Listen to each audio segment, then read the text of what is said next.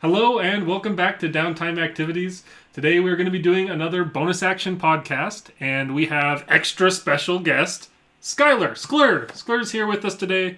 We're going to be going over the kind of social roles in a party, specifically a couple. We kind of want to talk about the jerk or the a-hole character of a party, and the kind of goofball or comic relief character in a party.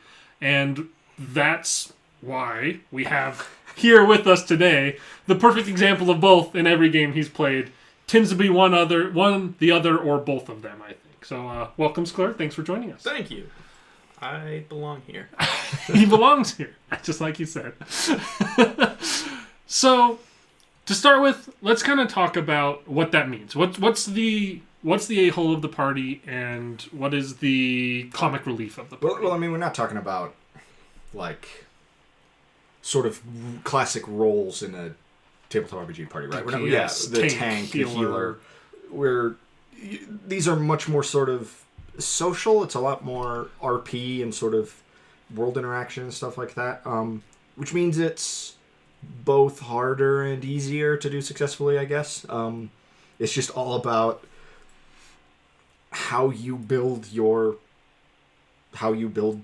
character in a personality, like a narrative sense. Right? And obviously the idea of playing sort of the bastard in the party, the a-hole, is to get the rest of the party at one time or another to just hate you a little bit. Mm-hmm. To just be just kind of like you want at least the other characters, if not the other players, to have moments of, well, that guy's kind of a jerk, mm-hmm. but not pushing it too far either. It's a fine line, right? And then, and the point of being sort of the comedic character is to try and get both the players and especially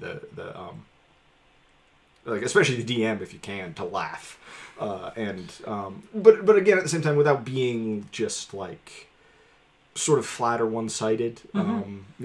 There still has to be personality and stuff to that character, which is part of what at least Skler, I think, has always done so well about the goofball character, the sort of comedic relief character, sort of especially with the Star Wars campaign that we just did, of always being the person that would do something completely unexpected, completely in character, but just a little off and a little weird, and just really getting those reactions out of the rest of the group.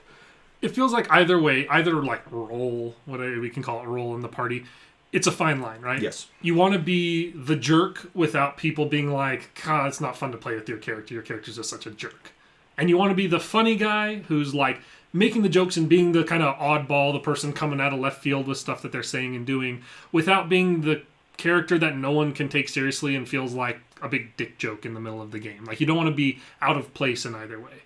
And I feel like, especially like you're saying with the goofball, I feel like you really nail the character that's consistently goofy without being annoying or feeling like you as the player are just not taking the game seriously at all and are just trying to make it into a big joke. Do you have any ideas of, I know I'm kind of putting you on the spot here, of like advice or your thought process? Is it just you're a hilarious person so it just comes naturally? Or how do you kind of go about when you're playing a goofy character writing that line? Well, I don't know. I mean, I think, like, to me, it's just kind of more in line with my personality, so maybe it's a little bit easier, at least, like, for the funny one. But it's also, like, it's kind of having, for me, like, especially with Haas Radborn in the Star Wars campaign we did, I just had a bunch of different, like, characters from shows. Like, he's, like, a combination of Zap Brannigan and, like, I don't know, there's this like cricket player that I only know him because he's like one of the hosts of Top Gear now. Okay. And I kind of thought about him, and like, it's just the big burly, just like arrogant guys. And really, it's more like, I don't ever have intentionality going into it, really. Really, the only time I'm like, I intentionally want to be this kind of character is really based more around the stats of it. I didn't say I want to make a funny, crazy character with Haas. I said I wanted to make a charisma high character. And that's just kind of what charisma is to me. And then it just I don't know. It's just more natural than anything. It's really whatever you want to do, you know? It is important. I think you kind of struck on it there that, like, your character is still a character. Statistically, backstory-wise, like, Haas, I mean, we made constant jokes during the campaign about how Haas is this, like, failed athlete, right? But that's his backstory, and that kind of gives some understanding to, like, his physical prowess as well as his charisma, his way of speaking to people, his kind of, to some level, fame in certain places he went to. And it drives a lot of his interactions. It does. Quite often, that's sort of what he's leading with. You know, and that's something that helped, I think, to make him that sort of goofy character was... It's so obvious that the forefront thing in Haas's mind at almost all times is not like a former Smash Ball player, but like I've still got it. Yeah. I'm still a professional. Everybody still knows who I am. Like, and so many of his interactions sort of open with that of just like, oh, Haas Radboard, you've probably heard of me. Yeah. And I think the goofiness really detracts from the annoyingness of a character who's full of themselves. Yes. Because a arrogant character who is arrogant and fully competent and not goofy is an annoying character to play across from a lot of the time because they're speaking down to other people. They're constantly talking about how great they are. But when you do it in the Zap Brannigan, like, this guy's clearly a goofball doing it sort of way, then it's something that instead of the other players being like, oh, God, here he goes again, monologuing about how great he is, it's like, hey, the funny thing happened. You know, like, the other players are enjoying it instead of dreading it. Well, and that's why I was really worried with sort of riding that line a little bit of kind of being both the jerk character and elements of the comedic relief character in the current D&D campaign that we're doing. I was really worried about exactly that feeling, and I made the comment to you at one point that this character may end up being somewhat endearing. They would not have a chance to be endearing if they weren't like a literal cat. There's only sort of this other element that's twisting the whole sort of narrative that makes the character at all sort of like all right, I'm kind of amused by this because you're absolutely right. There's the goofiness is taking the edge off of the sort of arrogance, and that's what made Haas just sort of instantly so endearing, at least to all of us in the game. And as a player playing across from him, I was playing a remarkably serious character who would kind of probably be more, I mean, we were all kind of assholes in the party, but he kind of that group maybe be the asshole of the party. He's like this cold calculating machine, but the way that you roleplay Haas, tongue twister. Who's Ross? The way that you roleplay, don't roleplay Haas. Nobody wants to roleplay Ross. The way you roleplayed Haas made it so that me playing in character as this cruel calculating machine was still endeared to your character. And like, it's one of those things where like at the end of the first session, I was like, this freaking pretty boy weirdo, like what the heck is up with him? And then 2 or 3 sessions later, it's like my character would have died for your character, kind of a bond that sorts of build, because you just have this prideful foolishness that's really, really funny, and then your character's still very capable too, and able to back that up in a way that's really cool and really out of left field when all of a sudden this character's like, hey, it's me, famous Haas Radborn, and then like we're in a back alley and it's just like, okay, we're done questioning him, and you just punch the guy across the face hard enough to kill him, not meaning it's like, I'm just gonna punch him and if he dies, he dies, and all of a sudden it's like, oh shit, this guy means business still. This isn't a joke.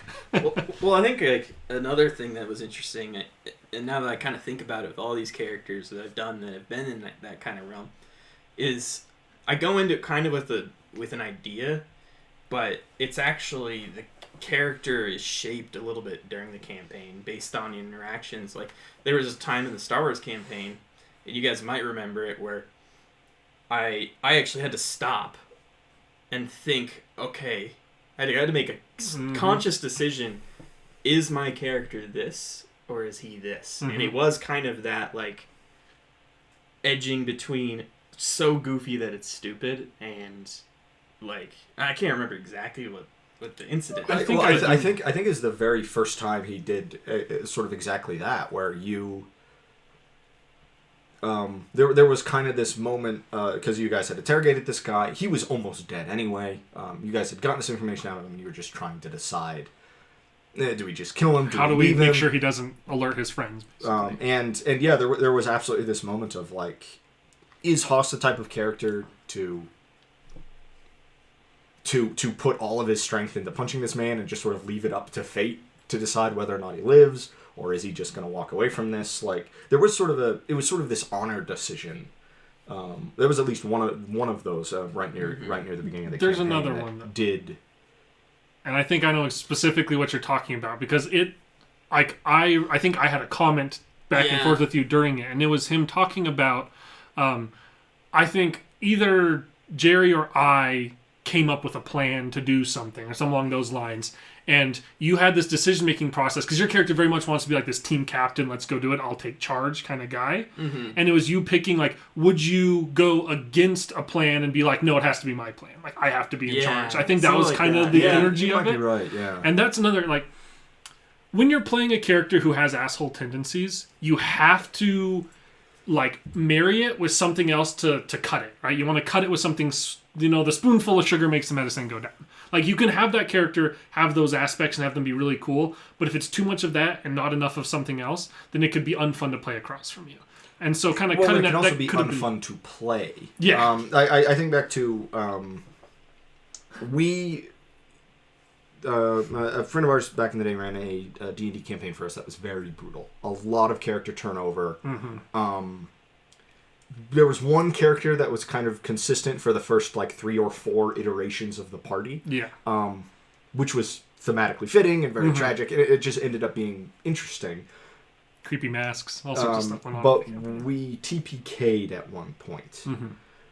And so the discussion was kind of had, do we want to just move on to another campaign? Do we want to make new characters in the same world but aren't attached to sort of the stuff that we were doing, so we can explore a new area of it? And we just made new characters. And somehow we all sort of got talked into making essentially an evil party. Tristan, that's how. Tristan. But and the character that I played in particular in that was a just brutally efficient, lawful evil witch hunter character. And I was so glad when that character finally died. When we TPK'd again and I didn't have to play that character anymore, it was with a definite sense of relief. Like, I was able to just really take a step back and be like, I don't have to be that man anymore. Like, he was... It was just really too much, and the whole party was kind of that way to different degrees. But ways. He was really, sort of the asshole of the party. Everybody was evil or morally corrupt to sort of different degrees, but he was the jerk, and it just wasn't fun. And I think sort of the opposite end of that coin is Hadrian Victus, the character you played in the first big D&D campaign that I ran, who was very much that character. Sort of lawful neutral, occasionally kind of blurring the line into lawful evil at times, but very much viewed himself as the good guy. Yes. And there was a moment where all of us, everyone at the table, was convinced you were about to kill another player character. Because he'd essentially cast Fireball and caught a significant chunk of the party. Did a very, I believe, an upcast Fireball and rolled very, very high. Specifically, did like a decent amount to me, but downed or nearly downed Sir Armstrong. It was character. And it was very much not like a betrayal of the party, and arguably at the time it may well have been the right call. But the interaction that you two had immediately after that, we were all convinced that you were about to kill this other character, and we just and everyone was kind of holding their breath. Yes. And the character ends up sort of making this conscious decision that, like, we've been allies long enough and we've been comrades long enough that, like, I'm going to let this slide, but don't do it again. Yes. And I think that was probably a good place to, when playing that type of character, to choose to kind of draw the line. And that's the thing about playing sort of the asshole character more so than other characters, is you really have to quite often decide where you're going to draw the line and how far is too far. And with that moment in particular, it was I wanted it to be a very narrative moment. I wanted it to be a very cool story moment. And I wanted it to be this, like, when that happened, I was never going to kill him. It wasn't like, as I started this encounter with him, that I was, like, still sitting there weighing in my head. Like, I'm never be the asshole of the party and have that be what they're like, oh, well, I'm the asshole of the party, so clearly I would kill my friend here. Like, don't do that. That'll lead to people being bitter and not having fun. But what he did there, in the context of the game, would have made the character I was playing furious, to the point that if it was anyone but someone he'd been adventuring with and trusting and, like, had this trust built with, he would have wanted them dead right then and there. And instead I was like, this is a really good chance to make a cool narrative moment and make my friends kind of clinch up a little bit. So it's this, we need to go for a walk. We need to have a conversation. And it's like, I walk him out into the woods, just the two of us for a little bit. And at that point have this conversation of, like, what you did there is going to cause problems in the future. You cannot do that. And if it wasn't you who did it, then we wouldn't be having this conversation right now. And then it turns it from this, like, me scolding another player's character into almost like a camaraderie moment of, like, we're having this conversation because I trust you. And my character is this heartless, ruthless, mean bastard, but you I actually care for to some level because I didn't just cut you down for your insolence for doing this terrible, stupid thing. And instead it's this moment of, like, we have too much on the line for you to be acting this foolishly. I'm very logical. You need to view things the way I view. And, like, it's a in-character conversation that builds some camaraderie instead of using your kind of calculating jerk character mindset to alienate other members of the party. If you want to ride, again, it's with both of these types of characters, it's riding a fine line between jerk, but jerk that people still want to play across from, and goofball, but goofball that can be taken seriously at moments and doesn't make the game into a big joke. Well, I know with Dennis Samuels in the Metroville campaign, especially in our first one that we didn't film, the one we tested, we actually did to do the review. Mm-hmm. I think there were times where, because my character is just brutally mean to Jocelyn's character, because he's the old kind of guy, and he's kind of a, Jocelyn's character is a little wimpy kid. And, there were actually times where I was, like, almost worried I was making it a bad experience for Jocelyn, like actually making her gameplay miserable, because all I was doing was just like shutting her down and like I don't know, I don't think it actually happened, but there's times where you are playing that character where you're like, you're not a nice guy, that you have to be mindful, like, am I, like, actually making my friends' like experience not very fun? Right. Well, and comedy characters can absolutely sort of end up in the same place. Yeah. Where they're just like, where you're kind of reaching that point where it's just like, because I think of Holderson from the Dread campaign that she did. Yeah. Folderson. Folderson. God damn it, Folderson. Where just like it kind of reached the same point with like with this sort of very it's kind of the pratfall character. He's the one who gets picked on. He's kind of the comedic relief.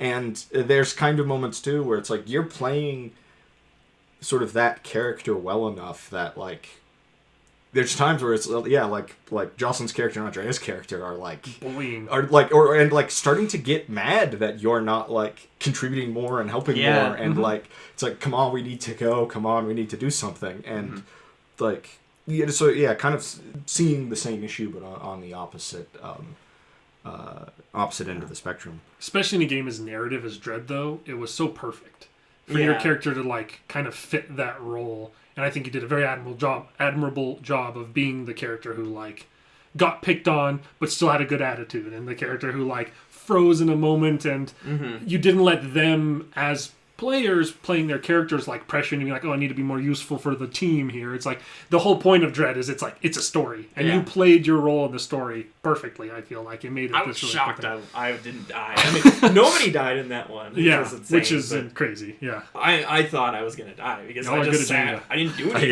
Yes.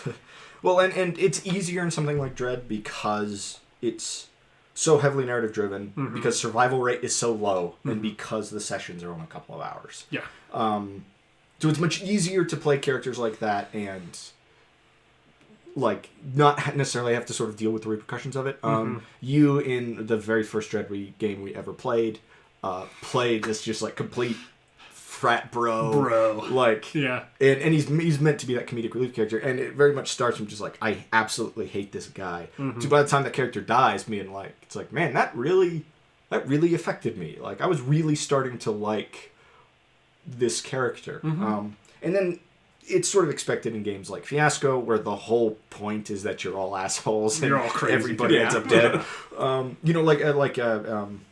Vanagon Cooper in the Saturday Night 78 game we did years ago was kind of that way for me, where he was just like, I wasn't necessarily enjoying playing him because he's just really a villain, but he was exactly what that campaign needed, and it just fit. The roles just all fit really well.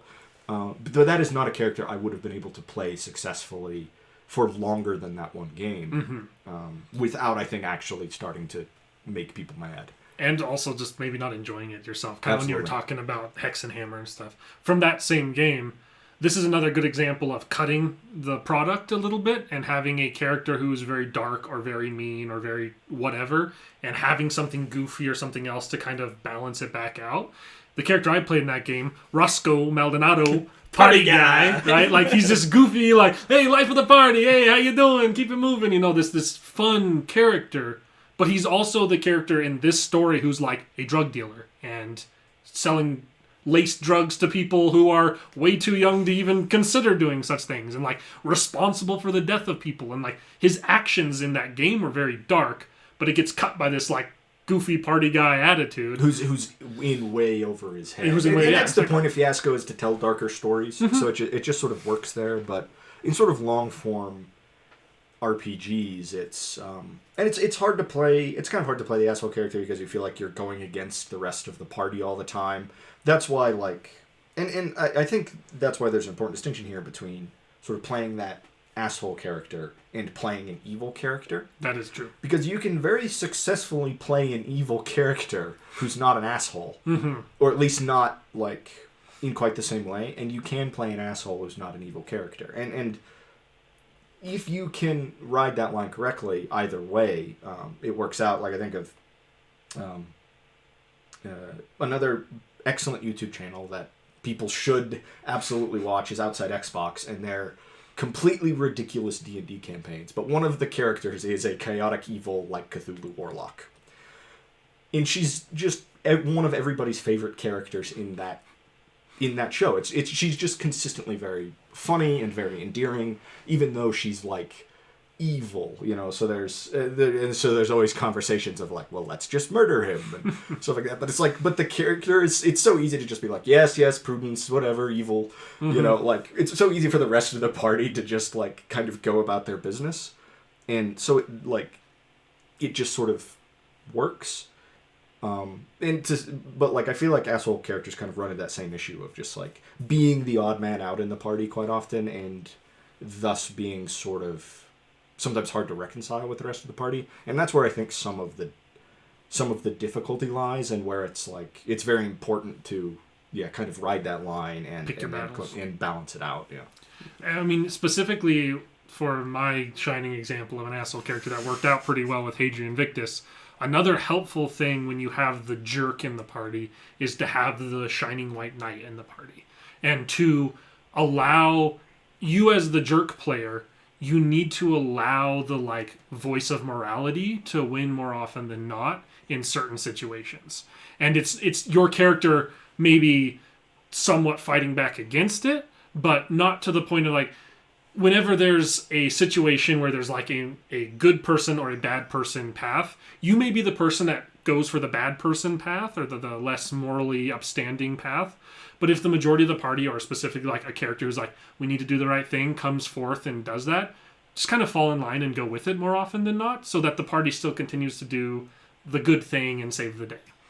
Yeah, well, what's important though is that character's got to have like an extra motivation, like and most of the time, like when you do a team like RPG, it's not just that everybody's motive is to do good. It's some, it's breaking out of this gladiator camp or whatever, or it's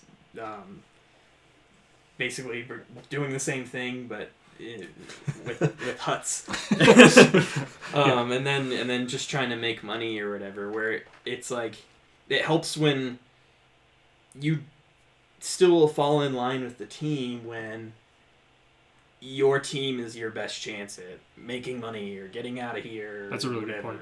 I don't know.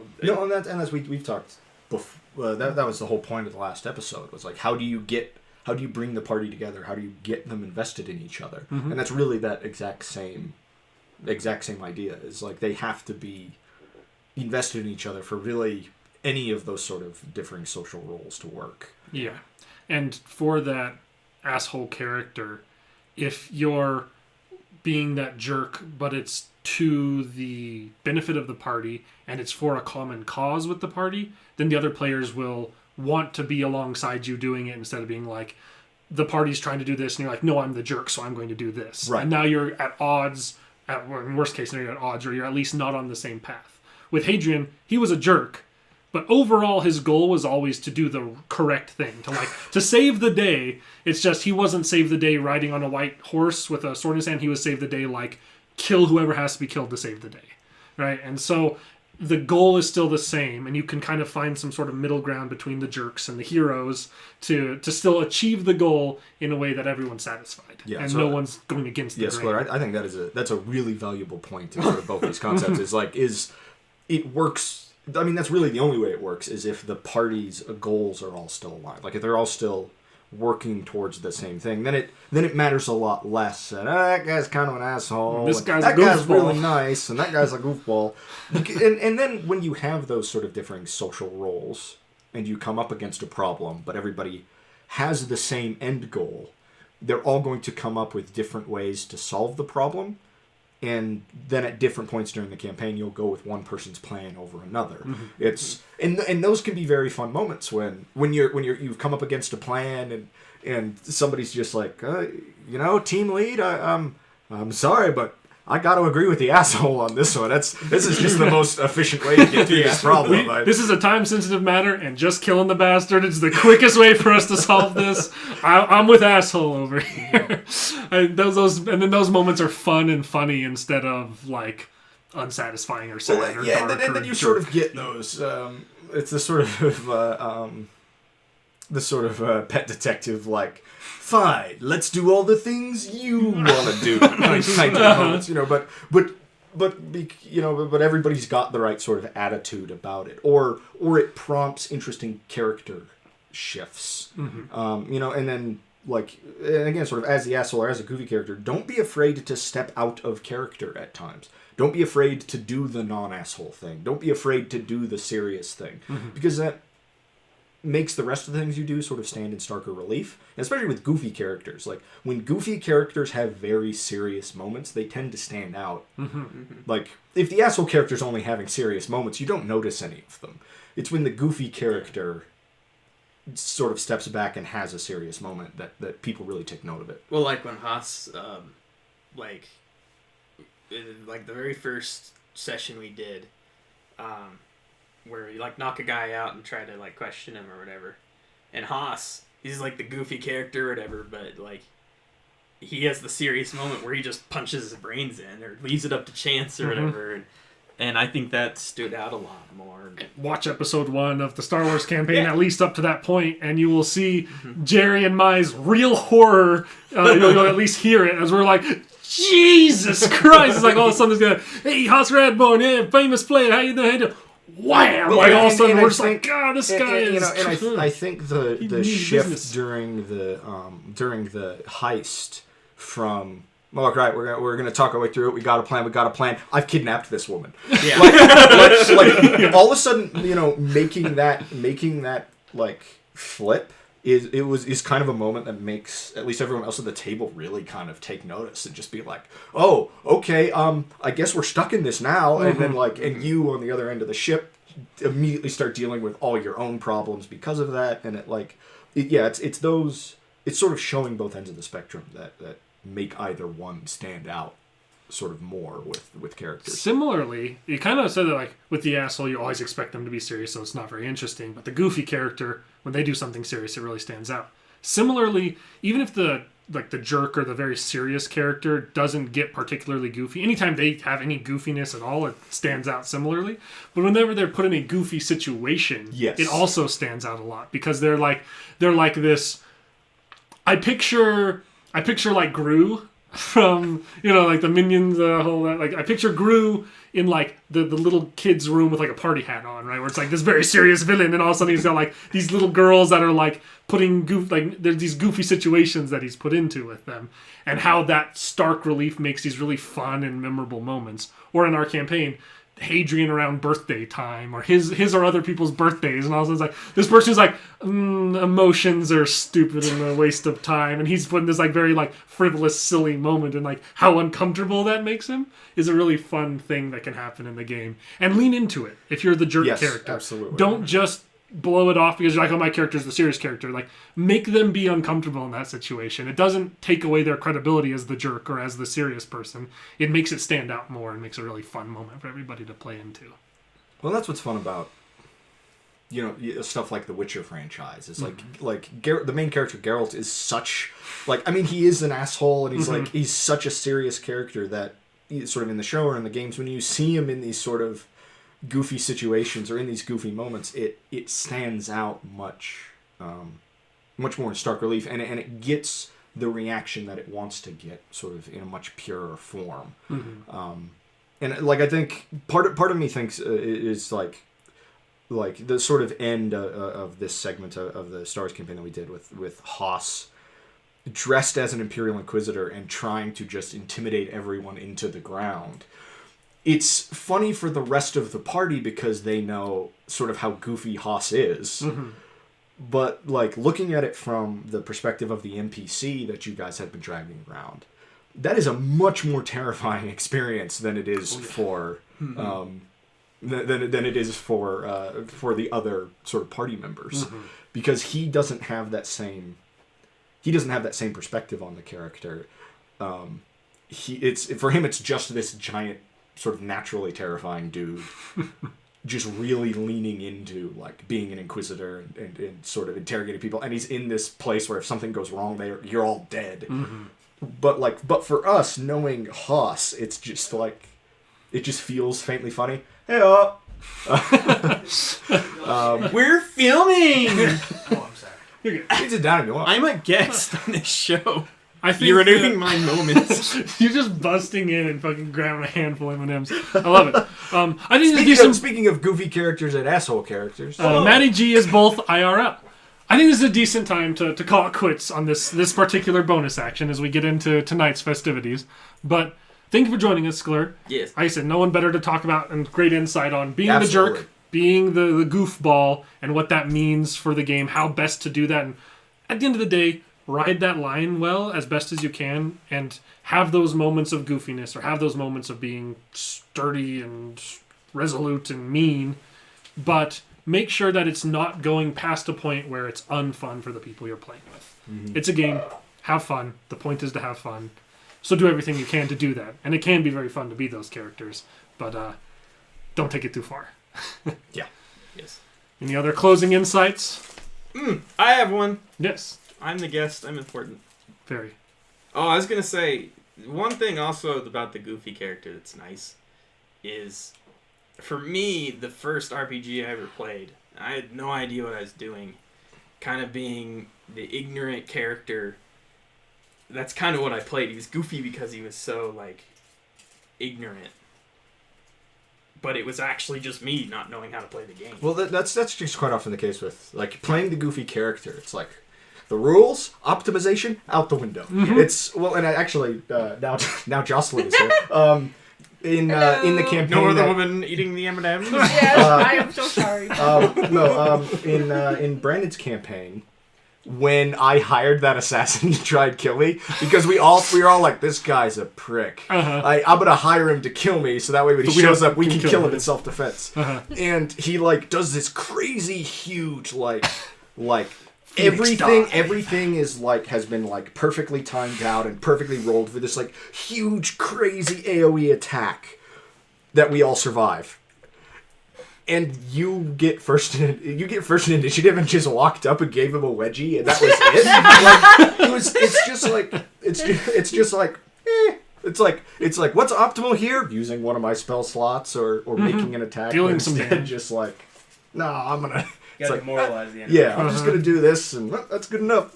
Yeah, I definitely enjoy doing stuff like that all the time. It makes just the whole game super fun for me. Have fun, sure. right? Mm-hmm. Have fun. It's a game. Have fun. Don't be Let's so have fun. focused on being effective for the party that you don't Have fun. Tell a story. That's Give a wedgie. Give a wedgie. sling spells. Now go forth. Do Give a wedgie. Have things. fun. Slay dragons, sling spells, roll dice, and enjoy your downtime activities. Thank you, everybody. How do our outros always fall apart when Skler's here?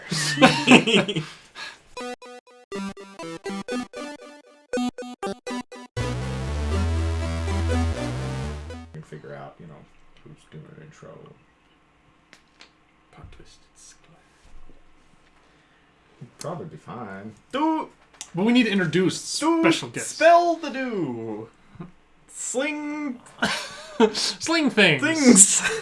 Cast things. Do- Enjoy things. Do Slay things. the time thing. Active wear. And Where? active wear on the down slope. Am I having a stroke? I don't even understand what you're referencing to right now. Like before it was like our outro, but active wear on the downslope? First of all, active wear on the downslope is the name of my heavy metal Bruce Springsteen cover band. Add it to the list. Active wear on the downslope is amazing. But I'm so lost. I don't remember what it's going under here. Going under lukewarm execution Lukewarm execution. is It's on omnidirectional. I'm just curious about some of this. active wear on the downslope.